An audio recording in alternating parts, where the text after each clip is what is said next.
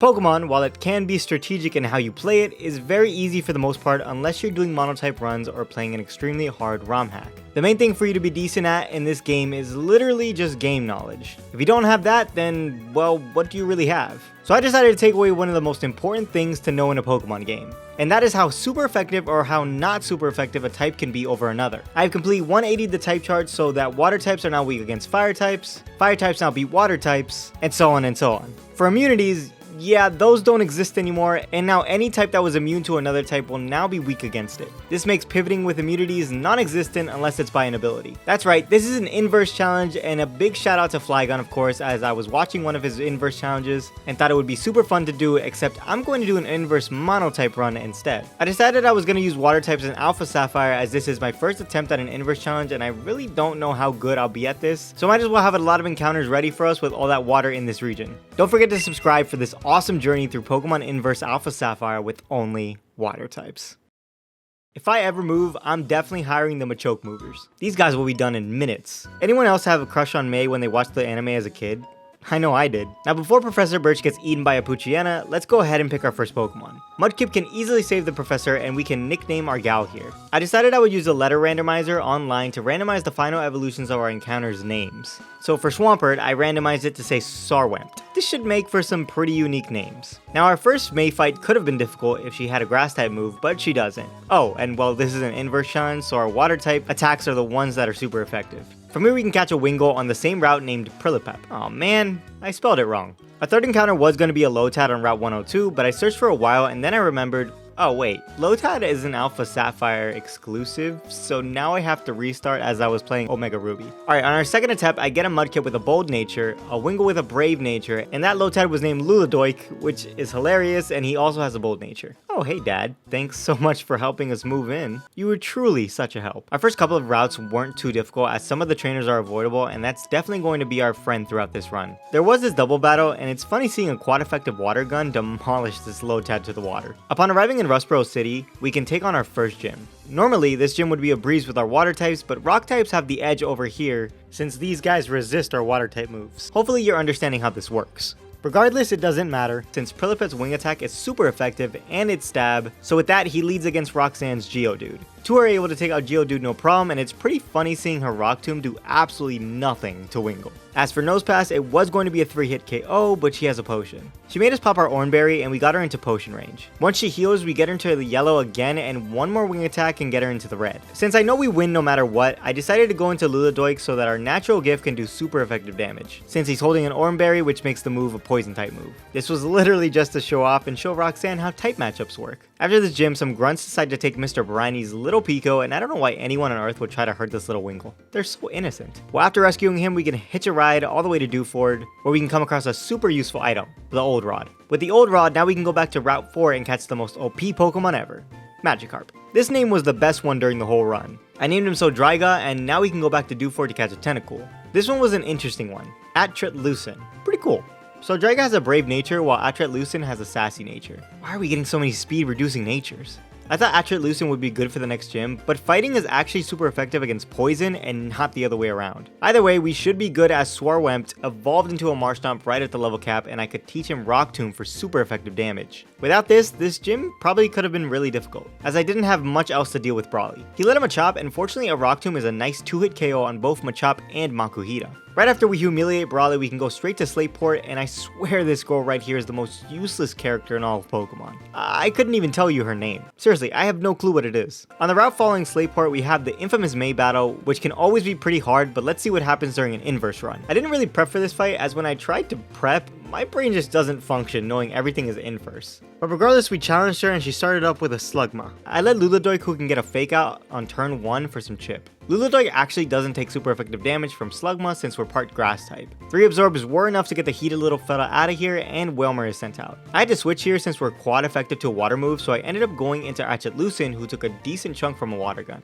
Now like I said, I didn't prep, so I didn't even see this thing had Whirlpool, and after we get some chip off with Water Pulse, she Whirlpooled us, leaving us at 8 HP. Now the whirlpool didn't kill us, but we are trapped now from it, and I do have to just let Atrit loose and go down as there's literally nothing we can do about it. I'm sorry, buddy. I really wanted a Tentacruel as well. I guess Swarwempt was our option there since water is neutral, but honestly, that was risky as well. But either way, from there I sent in Purplecliffe as he has Water Pulse as well. For some reason the AI went for Astonish here, but 2 more Water Pulses can finish the Whelmer off no problem. May only has her Grovyle left and her Grass type moves are going to be neutral against me, but Swarwempt is going to be quad resisted, so I go into him instead. She just used Quick Attack and I use Mud Shot as that's the most powerful super effective move I have. And we get a crit on the first one. She can't do anything to us, so another, and that wraps up the fight. Well, anyways, once we go to Mawile, I go directly to Route 117 as in this grass I can find myself a Marrow, which actually took some time to find. Once we caught her, I named her Arumazel. Arumazel? I evolved her immediately at level 18 and I was hoping for huge power as I always do, and of course we ended up getting Thick Fat, but this is actually interesting since in an inverse challenge, fire types and ice types are super effective against water types, so Thick Fat actually has some use.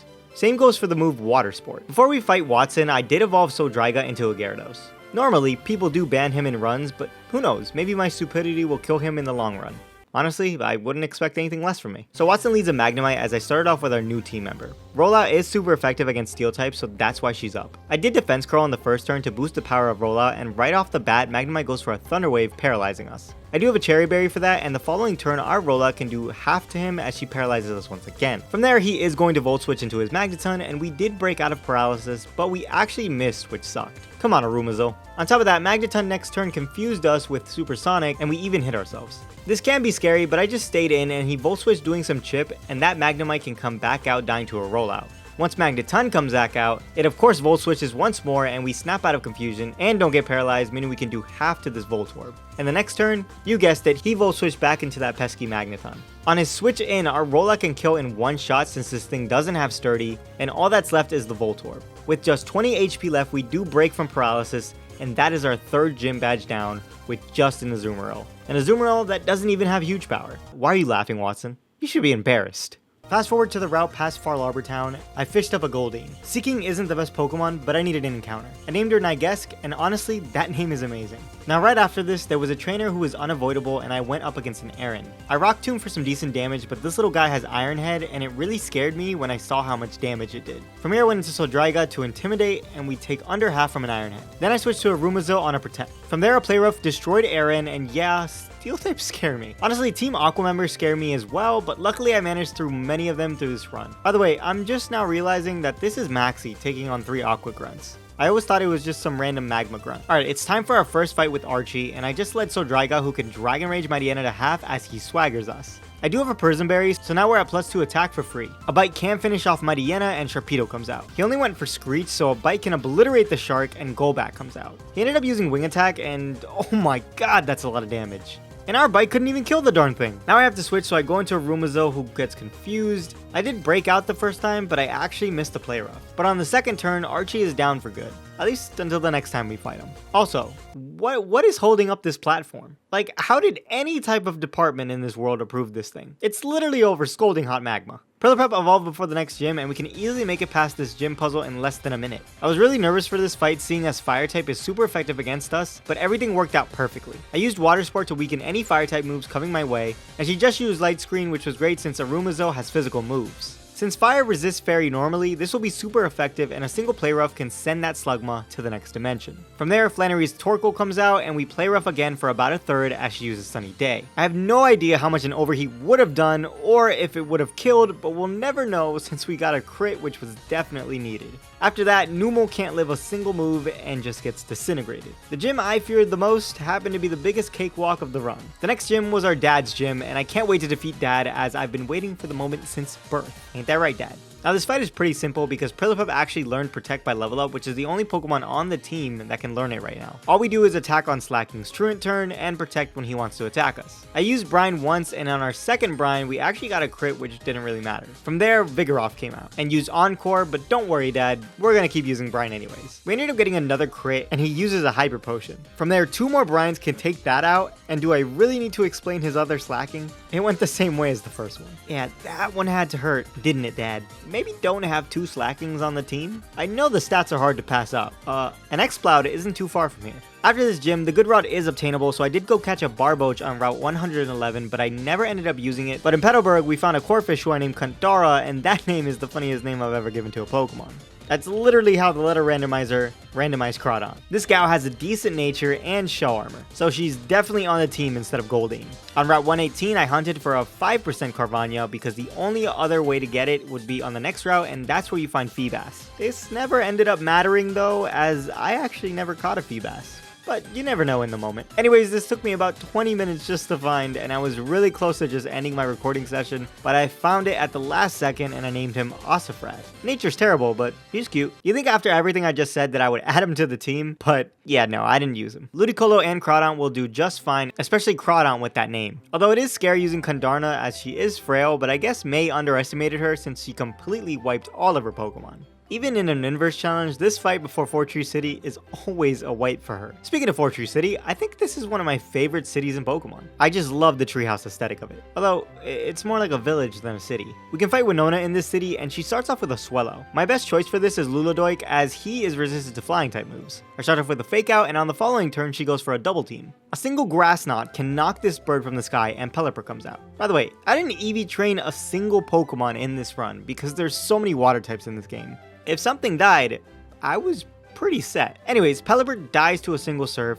so does Altaria with a Grass Knot being quite affected to it, but we also snagged a crit, which I don't know if it mattered. And finally for Skarmory, another quite effective Grass Knot can just knock him out of the sky, since she doesn't have Sturdy. Alright, I love that Lulodoik handled that all by himself. After Winona, our little guy evolves into the Sarwempt he is, and I can't wait to use this guy's Mega. Now I immediately went to Lily Cove, and here we can fight our final fight against May, and she as well leads a Swellow. I took this thing out the same way I took out Winona's, and that Wailord came out. Now I really thought a Surf would kill here, but I mean, what even is that health bar? I think it's safe to say it's at 1 HP, and the fact that this didn't kill actually costed Lulodoik's life, because she fired off a Brine, which obliterated him. If you don't know, Brine does 130 damage if the user is below 50% of its HP. And not only that, but it was quite effective against Lulodoik. This one kind of hurts, as his typing was super useful for this run. Well, anyways, I sent out Sarwempt and Mega Evolved him for an over-the-top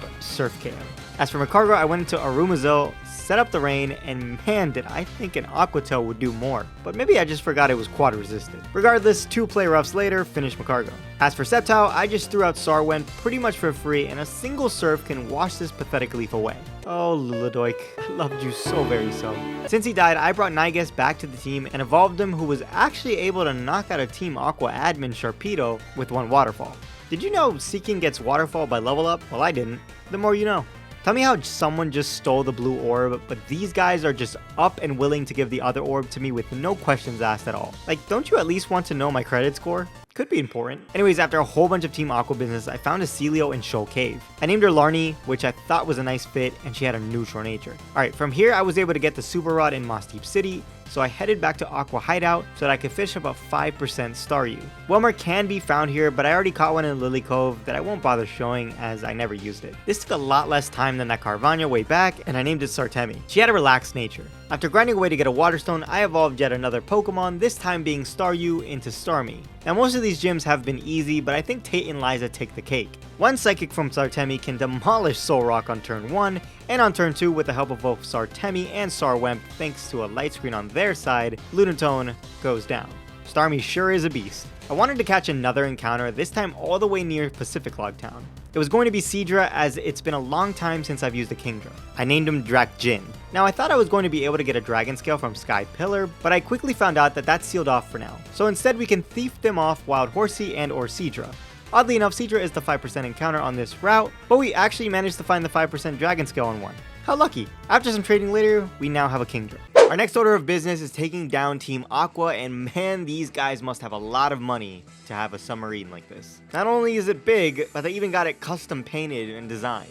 Then again, they are thugs, maybe they just robbed a bank. Please, Archie, I beg you not to show the world those pics I sent you last night. Ha ha ha ha! You fool! I'll ruin you. What the fuck did I just walk into? Don't worry, Maxie, I'll help you out. Archie leads a Mighty Yenna, which just dies to a mere crunch from Sodryga, and then Muck comes out. We can fire off a super effective rock smash while he hits us with a powerful gunk shot. I don't really feel like being critted, so I sent out a Rumazo who skillfully dodged a gunk shot and retaliated with a play rough. From there, Crobat comes out and I went into Sarwent. We went in and out acrobatics and then took a second one since Crobat is faster. This popped our Citrus Berry and a single quad effective Brick Break can slice this bat in half. As for his ace, Sharpedo, it Mega Evolves, nearly killing us with a crunch, but thankfully no crits, and well, a Surf can wipe it out. Alright, wait, hold on. If water types are weak to water, how are they swimming? And most importantly, how are they using their water type attacks? Like, how is this Kyogre not dead? It literally just set up the rain. It should be begging for its life. Now, by just Mega Evolving Sarwent here, 2 Surfs can take out Primal Kyogre easy. But I'm not too sure why I went first on the first turn and then second on the second turn. Hey, you know, you two are welcome, by the way. I just fixed your mess.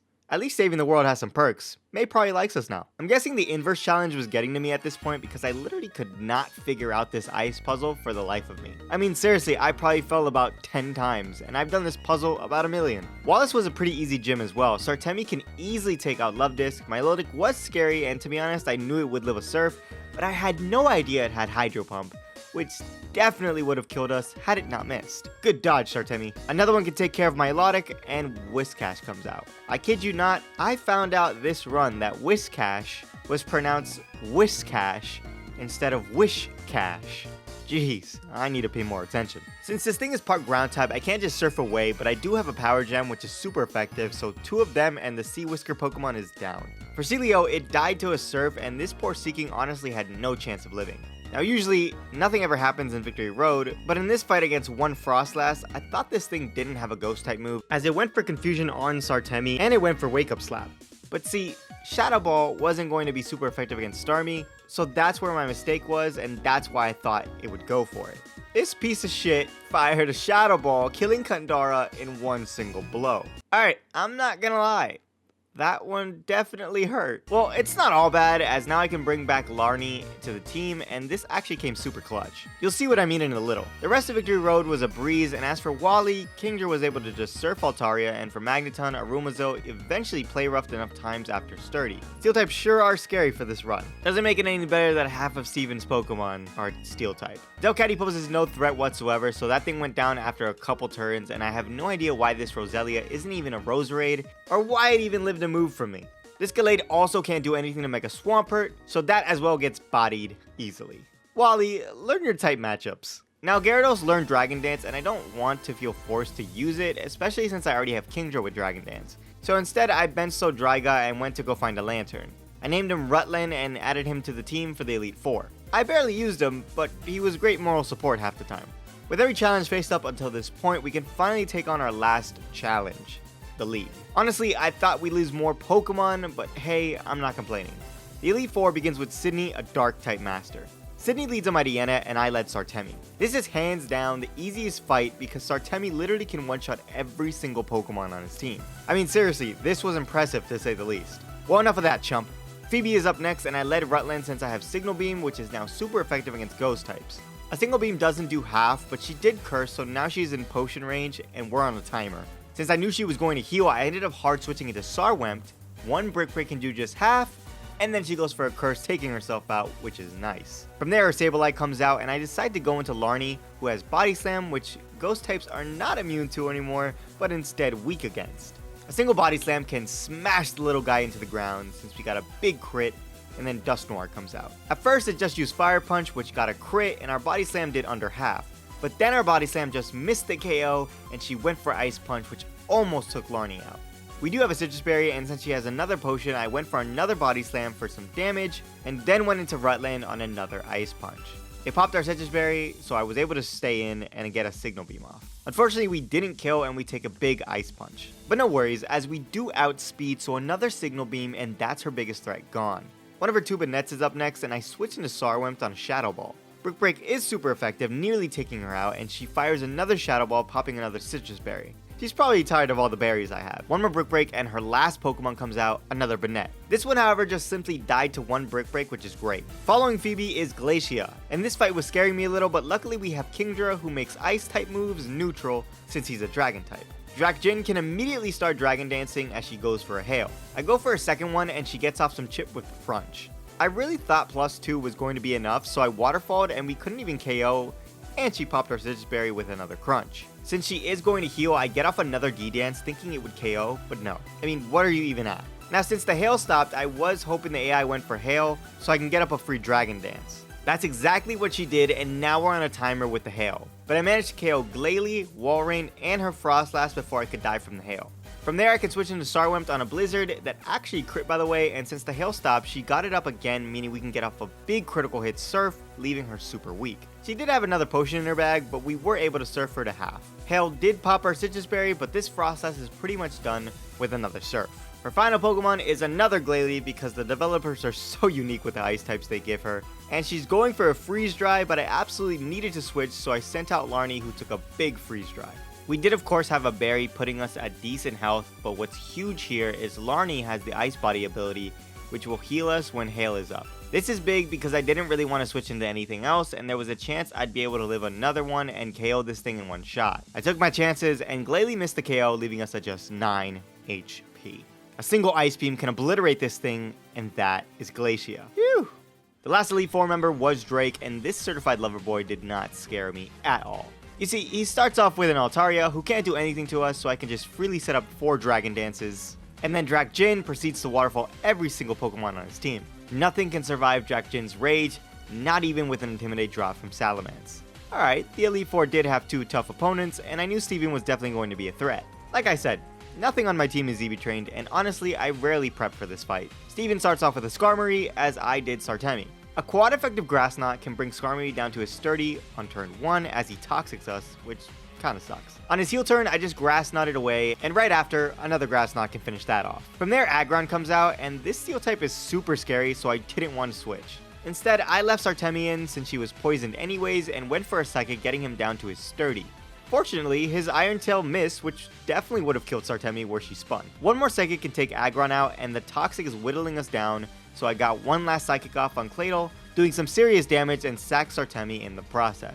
Sorry girl. Rutland can immediately revenge kill after that, and Armaldo comes out. This is where I started panicking a lot. I guess I thought Signal Beam would be super effective, but it wasn't, so we didn't do that much damage, and a single Metal Claw can destroy Rutland. From here I went straight into Arumazo. I did put Strength on her, so that did a decent chunk to this fossilized monster.